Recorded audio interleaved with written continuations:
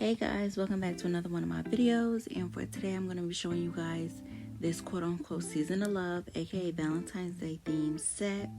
I just did an all nude acrylic base, and then I did some nail art designs over it, and it came out super cute. So the first step that I did was just going with the 180 sanding band, and I just removed all the shine from all of the natural nails. And make sure when doing this, your e-file is not too fast and you're not using a coarser bit, because you will damage the client's natural nails. Remember, you're not trying to take down any nails. You're just simply trying to remove the shine, aka the oils, so everything can adhere and sound good and right.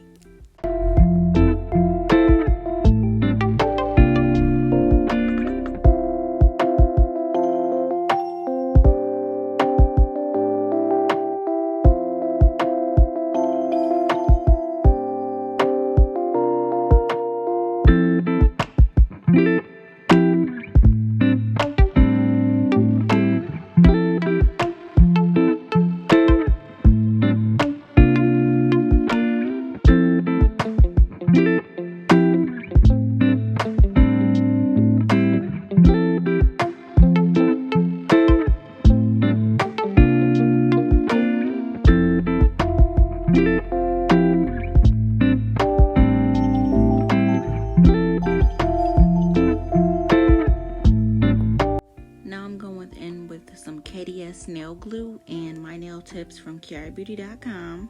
I'll have them linked in the description box below. These are my extra long coffin nail tips, and they make a super nice shape with minimal filing. So I like to use these when I'm doing anything really longer than like a long length, because they always give me a beautiful result. So as you can see, I'm pretty good at eyeballing it, but if you're not, go ahead and look at the size, make sure it's touching sidewall to sidewall, glue it on. Hold it down for a good 3 seconds. Add a little bit more glue if need be, if you see any missing air pockets, and you're good to go. Alrighty guys, so this is a little trick I saw on TikTok. Somebody just had cut a hole out in a nail form, and then they just had cut at the same number each time. And I like this, me personally, way better than the magnets. I don't know, I just never liked the tip cutters, but I just like a little nice good pair of scissors and nail form, and it works out perfectly. So yeah, shout out this hack, and tell me you guys like it.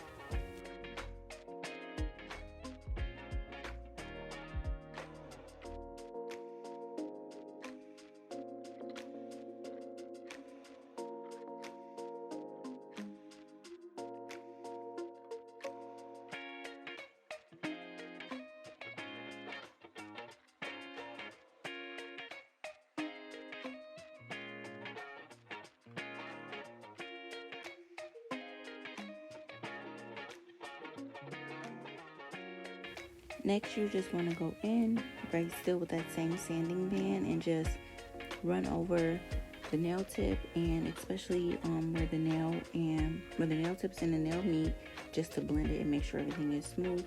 Once you have done that, just move on to the other nails. Once you finish that up, I didn't show it, at least I don't think I did, I can remember, but you're just going to go in with your primer and dehydrator, and after you dust off, so after that, your acrylic can have something to stick to, and you can have good retention.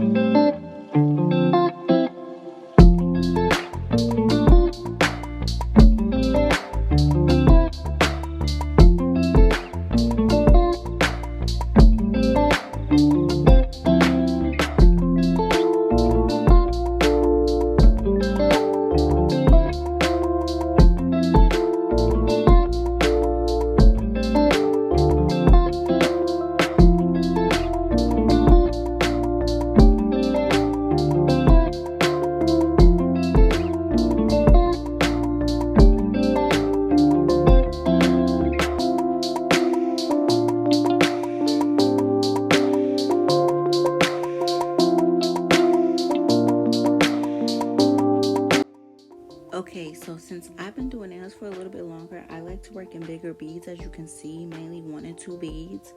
But if you're still fairly newer, Work in as many beads as you need, period, point blank. Don't look at this video and say, oh my God, I need to do 2 beads. No, if you feel like you need to do 3 to 7, 8, 10 beads, do 7, 8 to 10 beads. Like, you know, do however many beads that you need is comfortable. Remember, your acrylic just needs to be as thick as a credit card, nothing thinner, nothing thicker, and you have the perfect length. And make sure you're also, as you're putting on your acrylic, giving yourself a nice, beautiful apex, so your nails aren't just not popping off, but just breaking when somebody hits them on something and it just snap, because that's exactly what happens. So make sure you build a nice little apex.